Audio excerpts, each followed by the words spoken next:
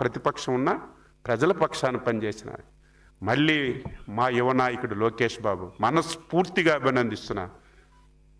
నిన్నటి నుంచి ఈ రోజు వరకు ప్రతి నిమిషం కేంద్ర ప్రభుత్వంతో, విదేశీ వ్యవహారాల్లో ఉన్నటువంటి నాయకులతో, అధికారులతో మాట్లాడి ఈరోజు 200 మందికి విమానం ఎక్కించి ఇంకో గంటో గడియకో తిరుపతిలో, విశాఖపట్నంలో ల్యాండ్ అవుతున్నారు. మా అమ్మల్ని అందరినీ ఆదేశించారు. ఇదేదో విమానం ఎక్కి తెచ్చి విశాఖపట్నంలో దించడం కాదు, తిరుపతిలో దించడం కాదు. ఎన్డీఏ నాయకులందరూ వెళ్ళండి, స్వాగతం పలకండి, తీసుకురండి, వెహికల్స్ పెట్టండి, వాళ్ళ ఇంట్లో జాగ్రత్తగా దించండి అని మాకు ఆదేశించినటువంటి నాయకుడు మా లోకేష్. That is leader. నాకు అధికారం ఉంటే పని చేస్తాను, దోచుకుంటాను. నాకు ముఖ్యమంత్రి ఉంటే పని చేస్తాను, దోచుకుంటాననే వ్యక్తి ఇంకా ఈ రకంగా మన రాష్ట్రంలో ఉండడం మనం చేసుకున్నటువంటి దౌర్భాగ్యం అని చెప్పి సందర్భంగా తెలియజేస్తూ, ఈ ప్రభుత్వం రైతు ప్రభుత్వం. ఇప్పుడు నేను చెప్పాను, ఎవరికి బాధ వచ్చినా, కష్టం వచ్చినా, ఏ పంటకి తక్కువ రేటు వచ్చినా ఇమీడియట్గా ఎంటర్ అవుతున్నాం. ఈరోజు టమాటా రేటు తరిగిపోయింది, వెంటనే మేము టమాటా కొని రైతు బజార్ల ద్వారా అమ్మాం. నీ హయాంలో కూడా జరిగింది కదా. మామిడి పడిపోతే ఏం చేసావు? ఎక్కడైనా ఒక మామిడి కాయ కొన్నావా? ఇదే కర్నూలులో ఉల్లి 2 రూపాయలకి పడిపోతే ముఖ్యమంత్రిగా నువ్వు కనీసం ఒక్కరోజు రివ్యూ తీసుకొని ఏం జరుగుతుందో తెలుసుకోలేనటువంటి నువ్వు అనునిత్యం రైతు గురించి, అనునిత్యం ప్రజల గురించి పనిచేస్తున్నటువంటి ప్రభుత్వానికి నువ్వు అభినందించవలసింది పోయి ఈ రకంగా మాట్లాడడం చాలా దౌర్భాగ్యం అని చెప్పి సందర్భంగా తెలియజేస్తూ, ఎట్టి పరిస్థితిలో నీకు ఒకటే హెచ్చరిక చేస్తున్నాను. నువ్వు బాగా మదంతో ఉన్నావు, డబ్బు మదం, అవినీతి డబ్బు మదం. నేనేది మాట్లాడితే చెల్లుతుంది అనుకుంటున్నావు. ఇది రాచరికం కాదు, ప్రజాస్వామ్యం. ప్రజలు మంచిని గౌరవిస్తారు అని చెప్పి సందర్భంగా తెలియజేస్తూ, నిన్న నువ్వు మాట్లాడి మమ్మల్ని బావిలో దూకమంటావా? నీ కనీసం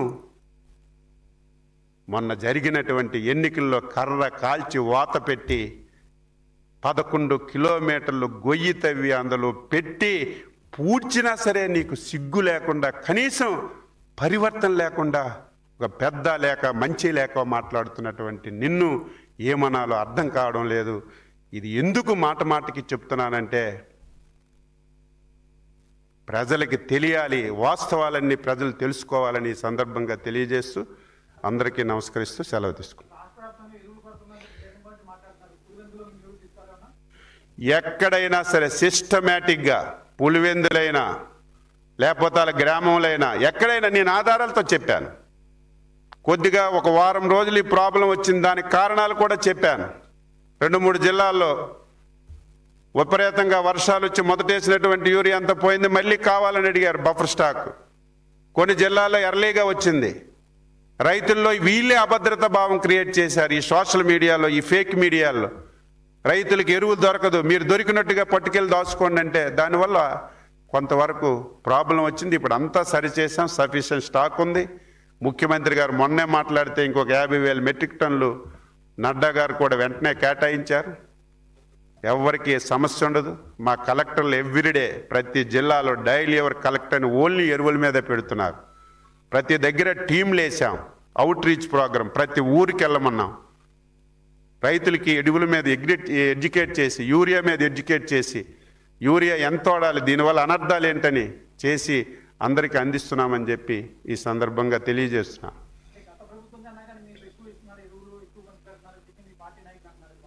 నూటికి వాస్తవం ఇది. గతంతో పోలిస్తే ఇప్పటికి ఈ సంవత్సరం ఖరీఫ్కి 1,20,000 మెట్రిక్ టన్నులు ఎక్స్ట్రా ఇచ్చాం ఈ టైంలో, ఈ టిప్పుకి. ఇదేదో దాపరికం కాదు, అవినీతి అంటున్నారు. ఈరోజు మీరు అవినీతి చేశారు, 50% ప్రైవేట్ మార్కెట్లో మీరు అవినీతి చేశారు. మేము బాధ్యత గల ప్రభుత్వం కాబట్టి 70% రైతు సేవా కేంద్రాల్లో ఇస్తున్నాం.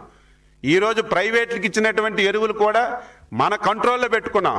ప్రతి షాపు దగ్గర జిల్లా కలెక్టర్, ఒక అగ్రికల్చర్ ఆఫీసర్కి, ఒక రెవెన్యూ ఆఫీసర్స్ పెట్టి ఎంత స్టాక్ ఉంది, ఎంత రేటు, 300 రూపాయలకు ఒక పైసా కూడా ఇక్కడ 267, అక్కడ 300. ఎందుకంటే మన రైతు సేవా కేంద్రంకి వచ్చిన దానికి ట్రాన్స్పోర్ట్ మనం పెడతాం, ప్రైవేటు వాళ్ళు ట్రాన్స్పోర్ట్ పెడతారు. కాబట్టి రైల్వే వ్యాగన్ నుంచి మళ్ళీ షాపు నుంచి రిటైల్కి పంచాలి. కాబట్టి ఆ 20 రూపాయలు 30 రూపాయలు ట్రాన్స్పోర్ట్ ఛార్జీలు వేసి 300 రూపాయలకు ఒక పైసా పెంచకుండా మేమే అధికారులకు పెట్టి పంపిణీ ఇంత పారదర్శకంగా చేస్తుంటే సిగ్గు లేకుండా ఏదైనా మాట్లాడేస్తారు. 200 కోట్ల అవినీతట.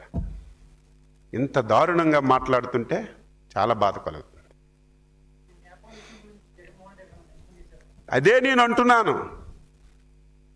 నేను అంటున్నాను బాధ్యత కలిగినటువంటి వ్యక్తిగా 5 సంవత్సరాలు ఈ రాష్ట్రాన్ని ముఖ్యమంత్రి చేసిన వ్యక్తిగా కనీసం ఎక్కడైనా సరే కేంద్ర ప్రభుత్వానికో రాష్ట్ర ప్రభుత్వానికి ఒక లేఖ రాసి మన తెలుగు వాళ్ళు ఆంధ్ర వాళ్ళు అక్కడ చిక్కుకున్నారు, బాధపడుతున్నారు, మీ అధికారాన్ని ఉపయోగించి తీసుకురండి అని నువ్వు ఎలాగా చెయ్యలేవు. కనీసం ఒక మాట కూడా చెప్పడానికి నోరు రానటువంటి నువ్వు ఈ రాష్ట్రంలో రాజకీయాలు చేసి ఒక పార్టీ పెట్టి మా మీదకి వచ్చావంటే ఏమనాలి? మా కర్మ, ఈ రాష్ట్రం చేసుకున్నటువంటి కర్మ అనుకోవడం తప్ప ఇంకొకటి లేదు. Okay, thank you.